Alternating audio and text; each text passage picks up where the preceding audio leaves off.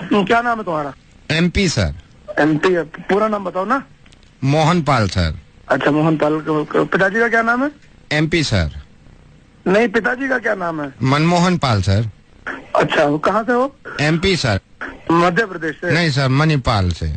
अच्छा, कितना पढ़े हो? MP sir. इसका क्या मतलब है भाई? Matric pass sir.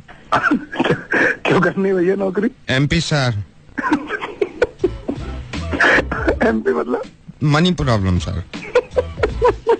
दिल्ली में कहाँ रहते हो? MP sir. MP का? महिपालपुर सर। कैसे आदमी हो यार तुम? MP sir.